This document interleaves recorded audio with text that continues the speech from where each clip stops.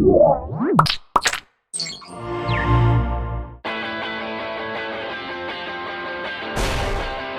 welcome to another edition of iFanboy Mini. My name is Ron, and I was scrolling through the minis that we've done, and I realized I've never really schooled anybody on the X-Men. So I figured I'd take a shot at it. And today, I'm going to bring you my top 5 X-Men related bases. Yes, bases. Bases of operations, places where the teams lived, worked, and basically where the comics happened. So coming in at number 5 is the Excalibur Lighthouse. Excalibur, written by Chris Claremont, drawn by Alan Davis. Early on, the team settled in Brian Braddock, who's also known as Captain Britain. He owned a lighthouse somewhere off of the coast of England. It was really cool. It was a nice big lighthouse. I don't know what made it special. There was no kind of danger room or anything, just a lighthouse. Then they put an attachment on top of it, then it got blown up.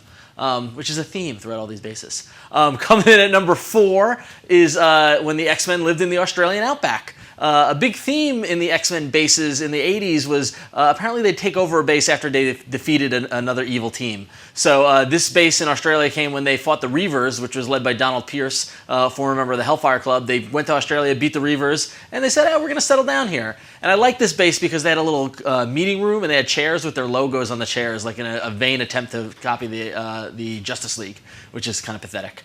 Coming in at number 3 is Ship. The team X Factor, in the mid-run of X Factor, the original 5 X-Men, they lived in a spaceship that was parked over this skyline of Manhattan.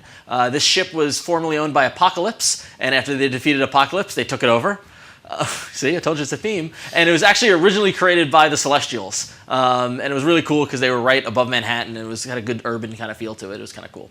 Coming in at number 2 is the current location of where the Uncanny X-Men live in San Francisco. I live in San Francisco. It's a lot of fun to see Ed Brubaker and Matt Fraction writing in places that I walk around a lot. But also, I really like the idea that they've built up this kind of base, Gray Melkin Industries, which is named after the old street in Westchester County where the X-Mansion was. And it just seems like a really good kind of base of operations, a different locale than what we're used to.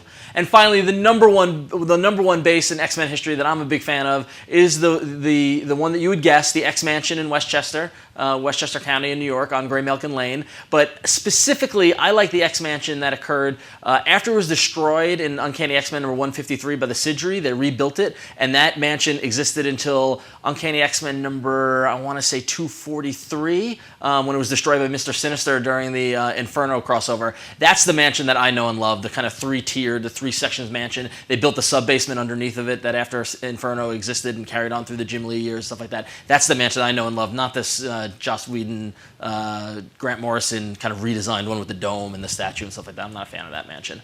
So that's the X-Men that I like, their bases. So if you like this video and you like other comic books, head over to ifanboy.com and you can read all about comic books and stuff that we do over there, or head over to revision3.com/ifanboy. Check out our previous episodes.